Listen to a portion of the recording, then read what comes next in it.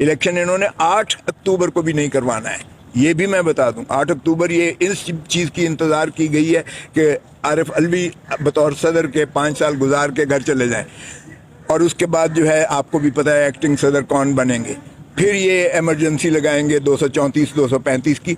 फिर भी ये 8 अक्टूबर को कोई इरादा मुझे नहीं लगता इलेक्शन करवाने का, क्योंकि राना सनाउल्लाह का आपने सुन लिया है, या हम हैं या ये हैं। तो वो उनको नज़र आ रहा है राना सनाउल्लाह को कि आज अगर इलेक्शन होता है तो पॉलिटिकल कैपिटल जिस तरह डूबा हुआ है उनका, ये इलेक्शन में नहीं जाना चाहता। और आर्टिकल 5 में ताबेदारी रियासत की है सिर्फ, और वफादारी आइन की है। इसमें ना अदलिया है, इसमें ना हुकूमत है, इसमें ना न्यूट्रल्स हैं।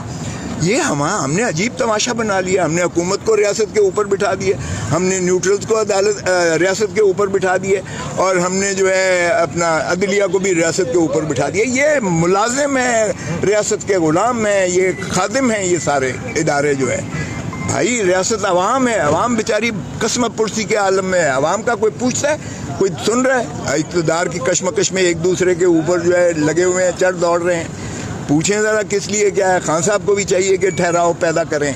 मैं मरियम का स्पोक्समैन नहीं हूँ, स्पोक्स पर्सन नहीं हूँ, लेकिन मैं समझता हूँ कि जो बातें वो कर रहे हैं, फ़ोटो दिखा रहे हैं। देखें जजेस के बच्चों को भी नहीं छोड़ा है, उनकी बेटी को भी नहीं छोड़ा है, उनके बेटों को भी नहीं छोड़ा है। अरे बाबा खुदा का रहम तर्स करें किसी पर। तो अब वो जज तो बेचारे बैठे हुए हैं उस हिसार में, वो जवाब भी नहीं दे सकते अपने आप को, क्योंकि पब्लिक फिगर नहीं है कि वो कंट्रोवर्सी में उलझें। और मैं समझता हूँ उन्होंने जुडिशरी ने बड़ेपन का सबूत दिया है कि उन्होंने कंटेम्प्ट अभी तक नहीं दी है। वो ये भी गलत हो रहा है कि 130 मुकदमात किसी पर बनाए जाएं, ये भी गलत है। देखें अगर ये रीत चलेगी तो कल को फिर कोई और आएगा तो फिर यही सिलसिला चलता रहेगा। खुदारा पाकिस्तान को चलने दें, सियासत में ये तशद्दुद ना लाएं, सियासत में नफरतें ना लाएं, दुश्मनियों की हद तक ना आए। राना सनाउल्लाह के ये फरमुदात थे, ये तो खुल्लम जंग है और दुश्मनी है। ये जेब नहीं देता है, इससे जो है रियासत मजबूत नहीं होगी, सियासी निज़ाम मजबूत नहीं होगा।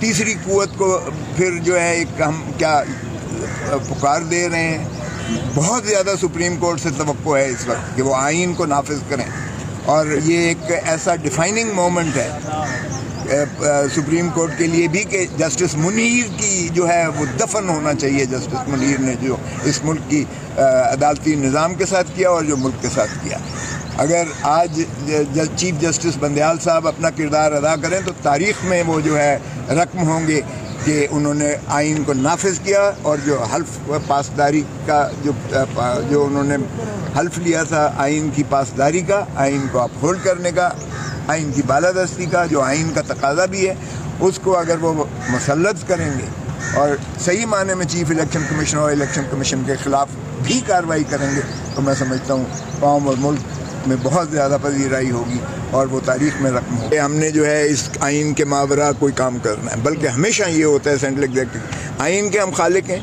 आइन के मुहाफ़िज़ हैं, आइन से मावरा किसी चीज़ को बर्दाश्त नहीं करेंगे। यही चेयरमैन बिलावल भुट्टो जरदारी साहब ने हमेशा कहा है, और यही मोहतरम आसिफ अली जरदारी साहब ने जब 18वीं तरमीम की तो उसमें पैमंदकारियाँ तमाम निकाल कर उन बल्कि गासिब और उन डिक्टेटर्स के नाम तक आइन से निकाल के बाहर फेंके, और तमाम अपने अख्तियारात उन्होंने वापस अवाम को दिए और पार्लियामान को दिए। तो इससे ज़्यादा क्या होती है? थोड़ा सा तजाद आ रहा है। आप एक तरफ बिलावल भुट्टो जरदारी साहब को चेयरमैन कह रहे हैं, वो हुकूमत का भी हिस्सा हैं, और दूसरी तरफ आप कह रहे हैं हमारी जमात हुकूमत का हिस्सा नहीं है। पाकिस्तान पीपल्स पार्टी नहीं है, ये तारीखी है, आप जाके देख लें, रजिस्ट्रेशन देख लें। पार्लियामेंटेरियन तो है, पार्लियामेंटेरियन भी उस हद तक है कि वो हुकूमत में, लेकिन हम उसका काबीना में, ये शहबाज शरीफ की काबीना है, वज़रा शहबाज शरीफ के हैं। शहबाज शरीफ जाता है तो वज़ीर भी जाते हैं, कोई वज़ीर की इंडिपेंडेंट हैसियत नहीं होती है, कलेक्टिव रिस्पॉन्सिबिलिटी, ये आइन भी यही कहता है। सो ये तो जो जिम्मेदारी होगी वो चीफ़ की होगी, यानी शहबाज शरीफ की होगी।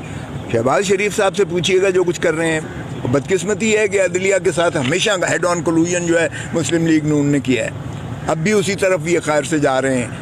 सुप्रीम कोर्ट की सर पोकर के साथ जो हुआ, और आपने देखा एतजाज हसन पे भी शोकॉज नोटिस जारी किया पीपल्स पार्टी ने, आप पर भी कोई दबाव है? आप बड़ा बोल्ड स्टांस लेते हैं। भाई मैं पीपल्स पार्टी हूँ, भुट्टो ने कहा था एक मैं पीपल्स पार्टी हूँ, एक आपके अंदर पीपल्स पार्टी। मैं इन सारों से जो है सीनियर हूँ। मैं स्टूडेंट लाइफ से पहले दिन से हूँ। जब भुट्टो साहब अभी रेलवे से जब ये इन्होंने खैरबाद कहा था और रेलवे से आए थे, मैंने सदर यूनिवर्सिटी लॉ कॉलेज से जमजम पर तकरीर करके हमने उनके हक में नारे मारे थे। और उस दिन से मेरी कोई इधर उधर कोई दुनिया का बंदा नहीं कह सकता मैंने किसी और तरफ देखा हो।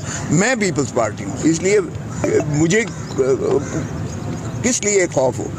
देखें, मैं वो बात कर रहा हूँ जो पीपल्स पार्टी के हक में है, मैं वो बात कर रहा हूँ जो आइन और कानून को बालादस्ती को मुसल्लम करती है।